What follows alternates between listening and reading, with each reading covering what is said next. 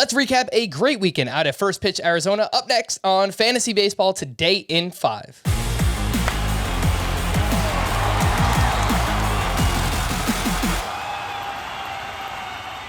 Welcome into FBT in 5. Today is Tuesday, November 8th. I am Frank Sample, joined by my buddy, who I met in person, the Welsh. Make sure you follow him on Twitter at @IsItTheWelsh.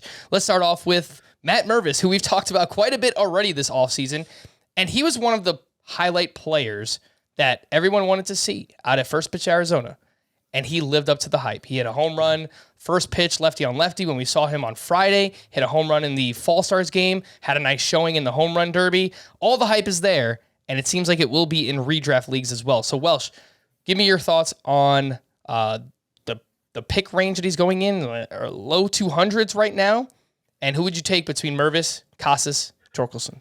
It's a tough, and I got to say I'm happy because they're, coming into the AFL, Jordan Lawler was already gone. Sometimes people are going to come out and you get this bad run where a great player doesn't perform well. Matt Mervis did it. He hit a homer with you and I. People can find it on Twitter. Hits a huge bomb, and you can hear Frank in the background go, "There goes that top 200 ADP." Stole a base, hit a homer in the Fall Stars game, and you had cited that he broke that 227 ADP a little bit, just a tiny bit, based off of some of the early draft champions that are out there. I think around 200 is a good spot. That's a good risk spot when we don't have word yet. We know that teams are going to be more aggressive with prospects based on the extra compensation they're going to get.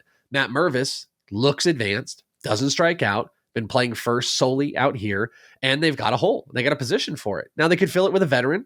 We've talked about this on the main pod. Could it be Rizzo coming back? I don't know. But Matt Mervis, I think, checked all the boxes that the team is looking for. I would die to know what's the one that he didn't do. So I think 200s is good right now. If we can get a little bit of team confirmation about their status with him, I think you can start to push and push. And watch out, if the team does say it's his job, I really think, am I crazy, Frank? He could push top 100 if it's his job, like solely, and there's no risk. I think he can get inside the top 150 quite easily if we do get that confirmation. Real quick, who would you take, him, Casas, or Torkelson? I'm going to go with Casas. I think that's the best bet. I'm kind of anti-rookies in their first year. Sometimes it works out. Sometimes it doesn't. Spencer Torkelson was not a good workout. I would go with Casas, so I think he's the safest bet for playing time. Has a lot of the similar traits to him. A little bit more, I think, of an advanced analytical hitter as well. Love the power potential. A little bit better athlete. I'll go with Casas. All right, let's talk about Heston Kjerstad, who is one of the top prospects in the Orioles organization.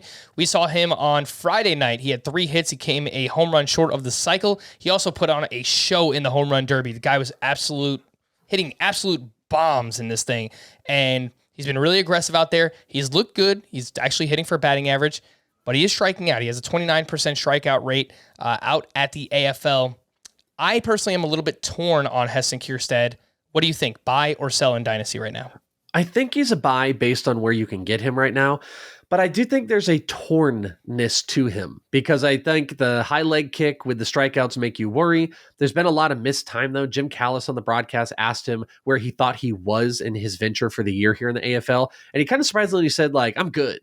Kind of citing he's 100%, which you almost didn't want to hear. You almost wanted to hear him I'm still adjusting. I'm still seeing pitches because he's got the second most strikeouts in the AFL. He's got a beautiful swing. He's a better athlete than I think people expect.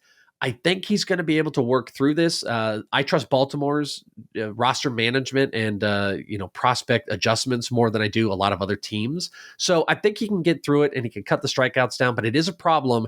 He's a little dicey, but if you're getting him around top 100 prospect value or outside the top 75 somewhere, I think it's a pretty easy buy. 2 names that showed up in the home run derby in addition to Heston Kjerstad. Phillies prospect Jhailyn Ortiz. Guy was hitting line drive, laser home runs, one of them 114 exit velocity.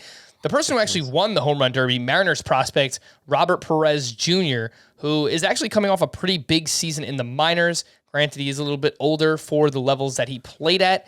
Anything we need to know about these two? Do you think that they need to be rostered in Dynasty Leagues?